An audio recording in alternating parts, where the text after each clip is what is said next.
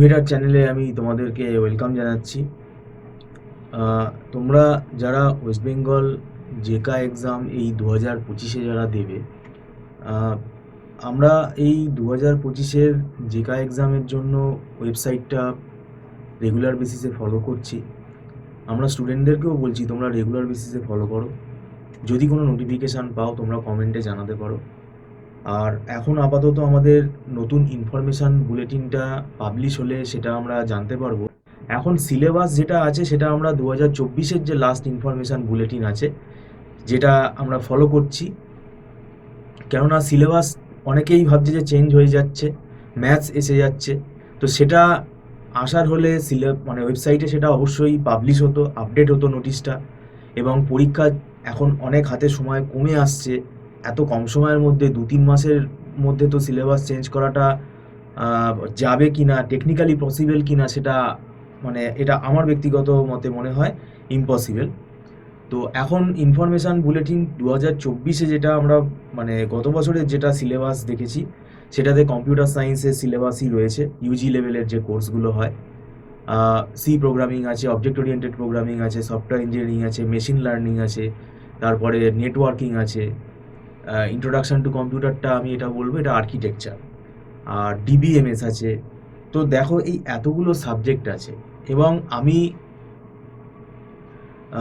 অনেক দিন আগে থেকে তোমাদের বলছি জেকার প্রিপারেশানটা কিন্তু খুব সিরিয়াসলি যদি তোমরা নিতে চাও। অনেকে ভাবছে যে ও একটা 2-3 মাসের প্রিপারেশান নিয়ে আমি বসে যাব, যেটা মানে রাইট হলে হবে, না হলে না হবে। তো এই রকম মানে মানে যদি তোমরা মনোভাব নিয়ে পরীক্ষাটা দাও তাহলে কিন্তু পরীক্ষাটা ভালো হবে না। কেননা কনফিডেন্সটা থাকাটা খুব দরকার। কনফিডেন্স কমে গেলে, কারণ কম্পিটিটিভ এক্সাম এটা খুবই কম, মানে একটা হাই টেকনিক্যাল কোর্সের জন্য কম্পিটিটিভ এক্সাম।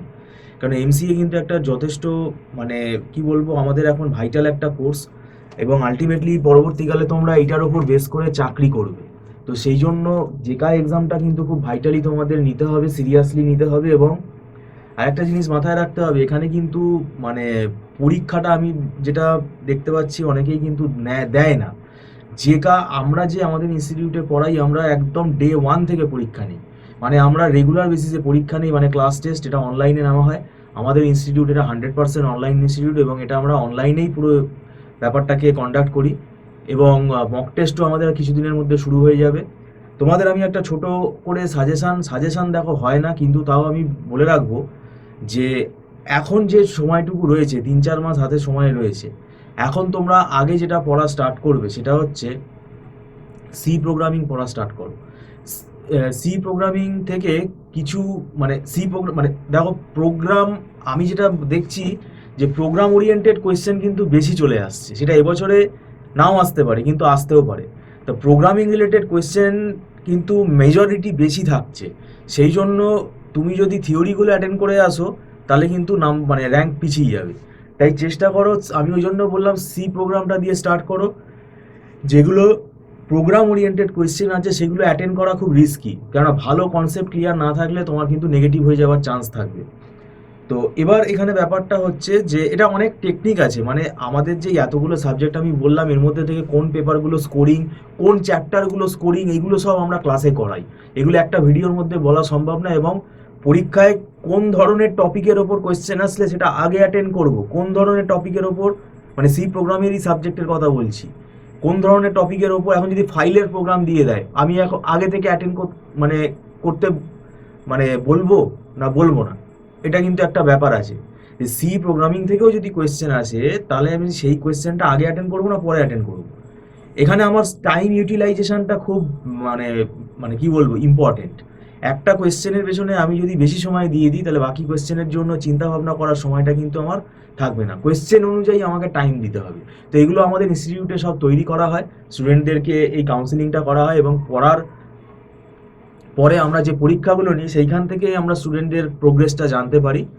তো এখন ব্যাপারটা হচ্ছে এত শত কথা আমি কেন বলছি না, এটা বলছি সেই সমস্ত স্টুডেন্টদের জন্য যারা একটু মানে যাদের মানে কি বলবো আর্থিকভাবে যারা একটু দুর্বল, তাদের মানে আমি বলবো যে তাদের যে মানে এমসিএর যে ইনভেস্টমেন্ট মানে সেইটা একটু তাদের পক্ষে বেশি হয়ে যাবে। তারা হয়তো ভাবছে যে না একটু যদি গভর্নমেন্ট কলেজে আমরা মানে চান্স পাই তাহলে আমাদের বার্ডেনটা কমবে। তো সেই সমস্ত স্টুডেন্টের জন্য আমি বলছি তোমরা জেকা এক্সামটা ভালো করে দাও, কারণ জেকা এক্সাম, আর আমি এটা বলবো না যে এই 3 মাস পরে তুমি গভর্নমেন্টের আন্ডারে চান্স পেয়ে যাবে, এটা বলাটাও কিন্তু মানে সম্ভব না, মানে এটা ইম্পসিবল ব্যাপার। এখন কার কিরকম প্রিপারেশান আছে সেটা আমি জানি না, সেটা তোমরা নিজেরাই জানো। সেই অনুযায়ী তাহলে তোমরা প্রিপেয়ার হও, এবং মানে যারা জেনুইনলি চাইছো যে না আমার একটু গভর্নমেন্ট কলেজের আন্ডারে চান্স পেলে আমার ফিস বার্ডেনটা কমবে, তো সেক্ষেত্রে তোমাদেরকে আমি বলবো আরও আগে থেকে প্রিপারেশান নেওয়া উচিত ছিল, এবং একটু স্ট্র্যাটেজি ওরিয়েন্টেড পড়লে কিন্তু ভালো র্যাঙ্ক করা যায়। আমাদের ইনস্টিটিউট থেকেও বিগত দিনে সব যাদবপুর, কল্যাণী, সিইউতে আমাদের সব চান্স পেয়েছে, তাদের সমস্ত ইন্টারভিউ আমাদের চ্যানেলে আছে, একটু পিছন দিকে তোমরা স্ক্রল করে দেখলে তোমরা দেখতে পাবে। তো সেখানে আমরা স্ট্র্যাটেজিগুলো নিয়ে আলোচনা করেছি। তো এখন আমি বলবো যে সি প্রোগ্রামটা স্টার্ট করো, এবং সি প্রোগ্রামের পাশাপাশি ইউনিক্সটা স্টার্ট করো। এই দুটো সাবজেক্ট আগে স্টার্ট করো। সি প্রোগ্রামের মধ্যে ডিসিশন কন্ট্রোল স্টেটমেন্টের যে কোয়েশ্চেনগুলো আছে, আর সি প্রোগ্রামের ডেটা টাইপ, এই দুটো ভালো করে করো। এবং এইটা হয়ে গেলে একদম তোমরা চলে যাও কিন্তু পয়েন্টার কনসেপ্টে, যেখানে আমাদের পয়েন্টারকে কিভাবে কন্ট্রোল করা হয়, পয়েন্টারের সাহায্যে কিভাবে ভেরিয়েবলগুলোকে পয়েন্ট করা হয়, এবং পয়েন্টারের বিভিন্ন টাইপ, এবং পয়েন্টারের বিভিন্ন রেস্ট্রিকশান কী কী আছে, পয়েন্টার অ্যারিথমেটিক কীভাবে এখানে মেনশন করা হয়, কনস্ট্যান্ট ডেটা টাইপ সম্বন্ধে ভালো করে পড়তে হবে, কনস্ট্যান্ট ডেটা টাইপটাকে কীভাবে ইমপ্লিমেন্ট করা হয়, এবং যত বিট ওয়াইজ অপারেটারগুলো কীভাবে কাজ করে, ঠিক আছে? তো এগুলো কিন্তু বেসিক, এগুলো আগে করো। এর পাশাপাশি তোমরা পয়েন্টারটা করার সঙ্গে সঙ্গে ফাংশন চ্যাপ্টার, কেন পয়েন্টার ফাংশন চ্যাপ্টারের সঙ্গেই থাকে, ফাংশন চ্যাপ্টারের মধ্যেও কিন্তু তোমাদেরকে ফাংশনের মধ্যে call by reference, call by value, এই ব্যাপারগুলো কিন্তু করতে হবে। এইটা ভালো করে করো, তারপরে কিন্তু অ্যারের দিকে যেতে হবে। আগেই অ্যারে স্টার্ট করো না, অ্যারে পরে স্টার্ট করো। এবং এর মধ্যে যেটা তোমাদের করতে হবে সেটা হচ্ছে স্টোরেজ ক্লাস। স্টোরেজ ক্লাস মানে কি, তোমাদের অটোমেটিক বলে ডেটা টাইপ আছে, অটো ডেটা টাইপ আছে, রেজিস্টার ডেটা টাইপ আছে, স্ট্যাটিক ডেটা টাইপ আছে, যেগুলো থেকে কিন্তু আমাদের খুব ইম্পর্টেন্ট কোয়েশ্চেন আসার চান্স খুব বেশি থাকে। তো এটা করো। এটা করার পর এগুলো ভালো করে প্র্যাকটিস করো, এবং এদের প্রোগ্রামগুলো থেকে কীরকম কোয়েশ্চেন আছে আউটপুট বের করতে দেয়, এবং প্রোগ্রামের মধ্যে মিসিং স্টেটমেন্ট বের করতে দিতে পারে, বেশিরভাগটাই আউটপুট বের করতে দেয়। এবং এটা পুরোপুরি কিন্তু প্রোগ্রাম প্র্যাকটিস করে তোমাদের করতে হবে, এবং এর জন্য সলভ করতে হবে, এবং সেটা চেষ্টা করো। একা একা যদি পড়ো তাহলে তোমাদেরকে এখানে মানে কোয়েশ্চেন নিজে থেকে বের করে সলভ করতে হবে। এর পাশাপাশি আমি বলবো ইউনিক্সটা স্টার্ট করে দাও। ইউনিক্স থেকে কিন্তু খুব ভালো নাম্বার ওঠে অঙ্কের মতো। ইউনিক্স ভুল হলে যেমন তোমার র্যাঙ্ক পিছিয়ে দেবে, ইউনিক্স যদি তুমি ঠিক করে আসতে পারো একদম অ্যাকুরেট নাম্বার, কোনো একদম কনফিউশন থাকবে না। সেই জন্য ভালো করে ইউনিক্সের প্রথমে ফাইল স্ট্রাকচার থেকে পড়া স্টার্ট করো।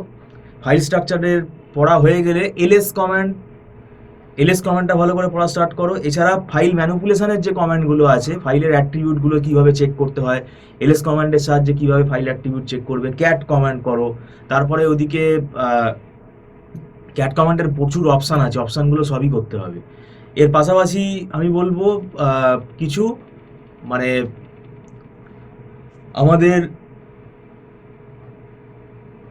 ফাইল ম্যানেজমেন্টের কমান্ডগুলো করার পর শেল সম্বন্ধে একটু তোমাদের করতে হবে।